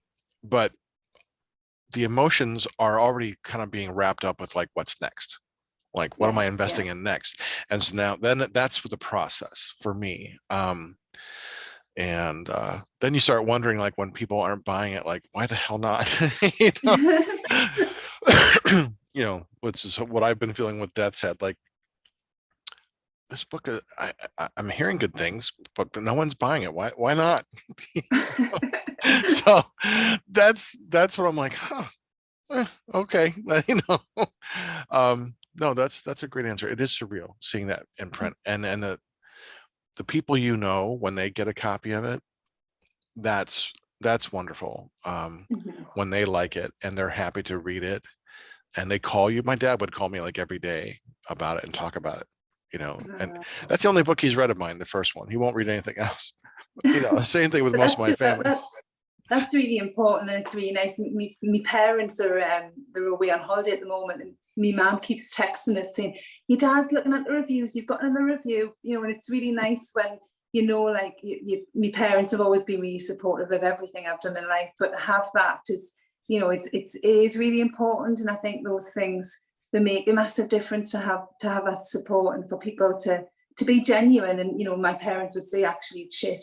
If they thought it was shit, and they read it and they cried, and they loved it and they laughed, and they connected with the characters. And I think that's super important. It's more important than anything that me family and me friends love what I've wrote, and and that the people who it's directly related to loves it as well. But yeah, the feedback is it's overwhelming. I don't think I'll ever get used to kind of reading the review and not feeling like really overwhelmed. It's only been out kind of 11 days, but the feedback that I've had is just like, I'm like, I can't believe like people feel like that about it, because I wrote it and I felt like that. And it's just lovely that other people will hopefully enjoy it, and and it'll kind of stay with them once they've closed the book, which is ultimately what I want. Yeah, no, I get it. Yeah, all those wonderful things. That's wonderful. What is your writer fantasy? Now that you're on this path, where do you want this to go? Wow. So I guess I've probably got like a 5-year plan. That's the way I sort of think about it. And ideally, I'd love to write full time. I think, you know, all writers would kind of say that, but we know it's financially Yeah, to difficult. make a living, to make a good living writing. Yeah. Yes, right. So that would obviously be the ultimate goal. And I have like the, you know, the Dinner Club in particular made into a series, or, you know, a film series, a play. That would be brilliant. But I guess in the shorter term for me, there's something around doing some freelance work. So I do bits and pieces. I'm a journalist at a local radio station. I've started doing some bits and pieces with regards to reports for writing. And I'm also a trained tutor, so I'm looking at developing with a fellow author from the community, which is wonderful, some creative writing groups. And what we want to do, well, what I want to do in particular, and Rachel, who's going to be working alongside, is interested in as well, is kind of engaging hard to reach community groups. So I'm particularly interested in doing some kind of creative writing sessions for people who would be hard to engage and hard to reach. So maybe it is kind of veterans, for example, or carers, or young people, or ex-offenders, or people with mental ill health, whatever it may be, kind of community groups. I'm really interested in how I can do something around expression and around, you know, journaling, you know, creative writing, whatever it may be, but something around kind of expression in the first instance.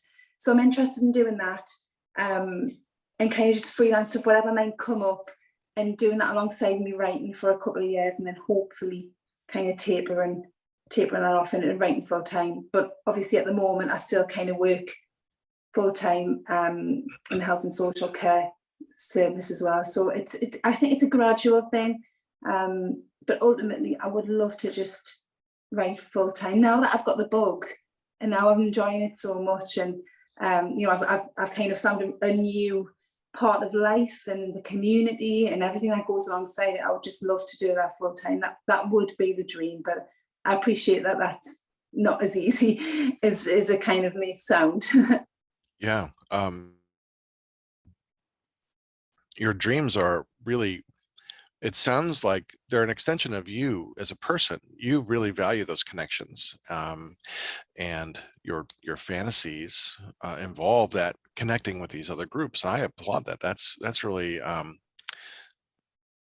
indicative, I think, of who you are as a person and where your heart lies. And it's not just about, look at my books. Yes, you want to write full time and make a good living, but you also want to be able to use that as a platform to reaching other people and giving them the same tools and opportunities. So I think that's a really beautiful sentiment. You know, Thanks. that's, my fantasy is just making enough money so I don't have to worry about working. So, you know, reaching out to the community. No, you know? No, that's fantastic. Just a few more questions. And then do you want to do the quiz like while we're doing the recording, or do you want to do the quiz after the show? I mean, I can make it It's part up of the to show. you. That's fine. We'll definitely do the quiz before we do the commercial. That's excellent. So just a couple more questions. And you have already talked a little bit about this in a way, but I'm going to go ahead and ask it anyway. What advice would you give for anyone who wants to write? Okay, I think there's a few bits of advice I would give. I think one of them is write about what you know. I think that's the easiest way to start. Is write about kind of what you know, or what you're passionate about. So if you're going to write about horror, hopefully you haven't been involved with real life horror stories. But if you know about them, maybe you've researched them. So write about either something that you know and comes naturally, or something that you've experienced yourself, or do a lot of research. I think that's a really good way to start, because then you'll enjoy it more. It'll be cathartic, it'll be relevant, it'll be easier, or it'll be something that you're really passionate about. So I think that's super important. I think give yourself time. So people just procrastinate all the time, say, I haven't got time for this. You know, everyone's life's so busy.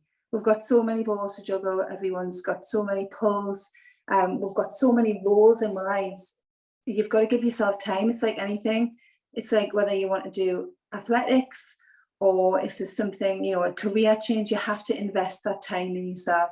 So I think that's kind of super important, to give yourself that time and to make that time, you know, and it is, everyone's busy, but you can make that time in whichever way works around your schedule. I think you've got to be really tenacious and thick-skinned. I think you've got to be able to be, you know, you don't have to be the most confident person in the world or the biggest extrovert, but there's something around, you've got to be able to take criticism, and you've got to be able to not be precious about everything, because people are going to pull your work apart. People are going to think it's rubbish. Some people will think it's brilliant. Some people will think it's the worst thing in the world. And you've got to be prepared for that, because I think people will absorb the kind of positivity, and then when the negativity comes in, people, you know, ruminate on it and they can't get over it, and that can become it's really deflating for people, but it can also become quite dangerous if people focus on that. So I think you've got to expect that you're not going to be everyone's cup of tea. And I think the way I kind of, when people ask about how do you get into it and what's the best, you know, the best things to do, you've got to experiment. So you've got to do, like, you know, don't necessarily go straight into a novel and write a novel. Do short things, flash fiction, short stories. Put the feelers out there, you know, and get a bit of feedback from people. And people are more likely to read something that's 100 words than 100,000 words. So just get a bit of feedback, experiment. I'm always putting things on social media, like opportunities and competitions, and I just think actually loads of those are free, and you connect with new people. You could get some of your work published on a website or in an anthology, and it's just giving you a bit of a confidence boost as well. So when someone says actually that isn't good enough, you've already developed a little bit of resilience towards that. You know, you've had a few rejections, you've had a few acceptances. You know you're not rubbish because you've been published here, there, and wherever.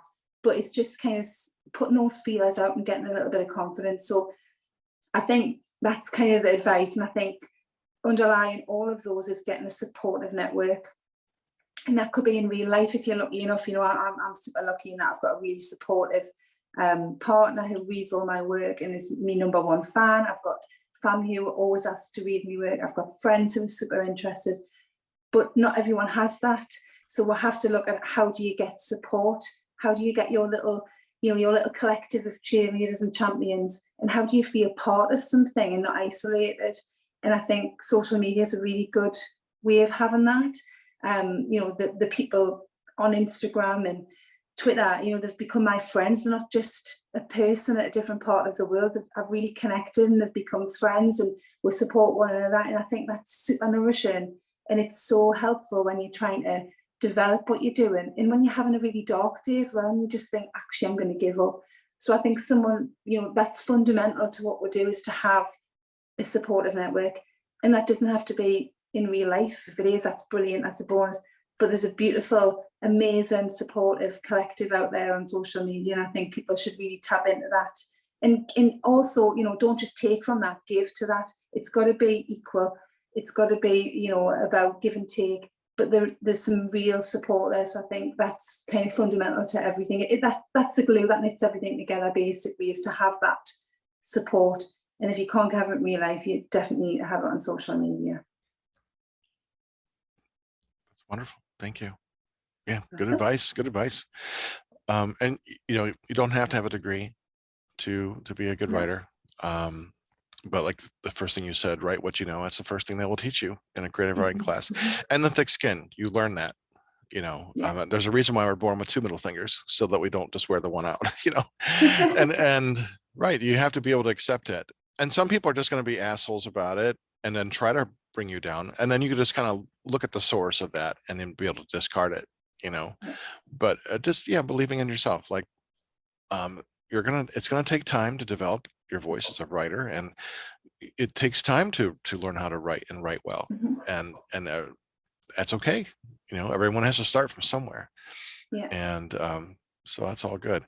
And the last question before we begin our quiz: where can we find your book?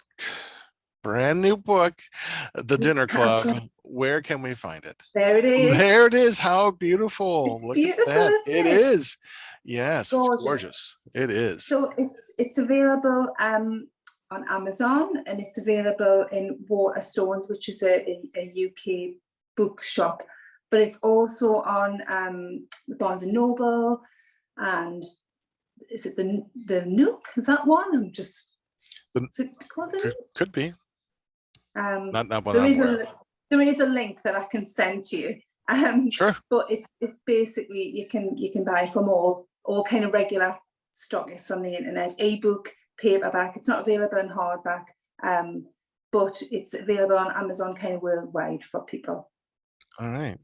Yeah, KDP has a hardback version now, which is nice. I was in the pilot program for that, and I wasn't crazy about how it turned out, but it could have been because I wasn't using some of the cover generator correctly.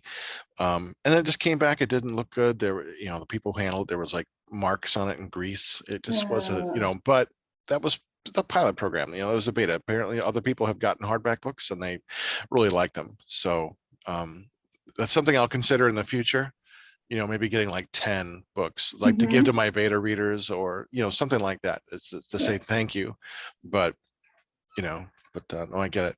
Okay, now you have a quiz for me that you've been really excited to give me, and I'm really excited to take it. I have no idea what this quiz is about. I'm ready to fail catastrophically, brilliantly. So let's do it. Well, I hope it's exciting as I've made it out to be. What I wanted to do was I wanted to test you on the Geordie dialect. Oh. So I'm gonna read out and hold up some Geordie words, and then you've got to try and guess what they mean. Can you spell that? Geordie? Is it Geordie? J-O-R G-E-O J-A-O-R-D-Y D-I-A. Geordie. D-I-A. Oh, okay. I-A. I-A. It's a Geordie. So that's kind of that's the term that would use for people from Newcastle, like you're a Geordie. Okay, I love it. Okay. Yeah. So I'm gonna hold these up, and I'm gonna say them, and then you've got to try and guess what it means. I'm just gonna check it's the right way. Fantastic. Is that the right way? Wait a minute. No, you were right before. Yeah, so that's right. Oh no, it's backwards. No, flip it back around. That's perfect for me. Yeah. It's probably backwards for you. It looks like W-E-Y-A-Y-E. Yeah. So like, way I. Way. That's how you pronounce it. Way I. So what do you think that means? Well, I know I means yes, like I, way I. Oh, way I. Way I. It's probably some kind of crazy thing, but I'm gonna say it means like over there, like in the distance, as our word would be yonder. No. You were right the first time. So way I means yes. Oh, okay. Well, look at the that. Whole thing means yes. I'm more Geordie than I knew. Yeah, way I means yes. So in a sentence, it could be, "You feeling good today? Way I." Yes, I'm feeling good. Okay, so way is way. The part of it, is it like an adjective, like really yes, like really good, or is it just the way of saying it? Yeah, I'm feeling all right. Like the all right would be, I'm okay, all right, good, well. Okay. Yeah, it can kind of be both, used for both, really. Yeah, way I. Way I. I like it. You ready for the next one? Way I. Yeah. So Canny Bairn. Canny Bairn. Canny Bairn. Canny Bairn. Do you know what that means? Canny Bairn. Oh, I don't know. I could slip into a really bad brogue here. Canny Bairn. Let's see. Let's see. That means let's see, Bairn. I want to say that. Is this something that says canny? That's really good, mighty good. Yeah, so canny means it can mean kind of nice. So you say it's canny. How's your food? It's canny. It's nice. Okay. But it also means good. So yeah, so canny, it's good. Look at that. And then bairn is child. Oh, bairn is child. So good canny child. bairn will be nice child or good nice child. You're a canny bairn, aren't you? You're a good child. Okay. Yeah. See, I'm not doing horribly. You're doing well. Yeah, for a one of those rebels, and one of those people who you're going to be an honorary Geordie by the end of it. Nice. That's fantastic. I love that. Yes. Right. So the next one is highwayman. Highwayman. Highwayman. Well, there's a highwayman in that, but I don't think it's that. I'm going to say man is probably the same word. I'm thinking on the whole way. And my first gut was like, no way, man. Like, no, this isn't the right thing. Whole way, man. Hmm. A traveling person. I don't know. I'm just guessing. Whole way, man. So away man means come on. So if you're running late. Oh, like how about it? Oh, come on. Yeah. So you would say to your wife if she's running late, away man, hurry up. Come on. Come on, man. Get with it. Hallway man. Okay. So when I come visit, I gotta know all these things. Yeah. Away So, man. so when we go get a pint in the pub, I'm not gonna stick out like two sore thumbs, just with one. Okay. I love it. Hallway man. Now, Right. one more time, it means come on, like. Yeah. So come on, away man. Come on, let's go. Hallway man, let's go. Yes. Let's go see the canny bairn. Yes. Right. Okay. Perfect. Right. I'm clamming. Well, I'm clamming. You're hiding your face. That's good. Oh, this is great. I love this. I'm clamming. Well, am is that verb. Clamming. My gut is to look at the cognate and say I'm coming, but clamming probably means something like I'm clamming. It could be like I'm sick. Clamming. I'm doing all right. I'm shucking some clams. What more do you want from me? I have no idea. I'm clamming. I don't know. So it means I'm hungry. I'm clamming. It probably like clambering. It means loud, clamoring. Oh, I'm clamming for something tasty, but I don't want to eat that canny bairn. I don't want that. Maybe in my book. That's fantastic. I'm hungry. What's your favorite food? Oh, crisps. So chips, potato chips. Yeah, right. Crisps. I'm aware of crisps. I got it. Yeah. Particular flavor. My favorite's pizza. Oh, I love pizza as well. I do love pizza. Yeah. I would have a vegetarian pizza. What pizza would you have? I would have from Miles Pizza Pub, which is the pizza place that used to be in the college town where I was at. They're now in South Carolina. It would be a pepperoni pizza with Colby Jack cheese and bacon strips on top, extra crispy. Oh, wow. You will want to sit down when you eat that because your knees will buckle and your tongue will be so happy to be in your mouth. You'll be clamming. You'll be clamming for that pizza. Yeah, but I'll be a happy bairn by the end of the pizza. Right. Sure. Right. There's two more. Okay. So this one is gan and yum. Gan and yum. Ooh, gan and yum. Gan and yum. I'm gonna say gan and yum. I almost want to say it's something that's like a affection, like gan and yum. Yeah, I am liking you. I'm digging you. No, okay. No, it means going home. Oh, gan and yum. I'm going home. So you'll be like, okay. Are you staying out? No, I'm gan and yum. I'm going home. Gan and yum. I love it. Okay. You have to. Yeah, I'm gonna replay this and learn these things so that when I come visit you, because Nick wants me to come visit her as well in Scotland. Oh, yes. And then we'll all get together and I'll know how to say things. Absolutely. Very few things. So the last one, Rajgaji. Rajgaji. Oh, that's fantastic. That's got to be something gadgy. I can see Raj is short for rad. Gadgy is like a gadget. Rajgaji. Oh man, I'm a little bit flustered today. I'm a little bit angry. I'm a little bit Rajgaji. God damn it, my bairn isn't so canny.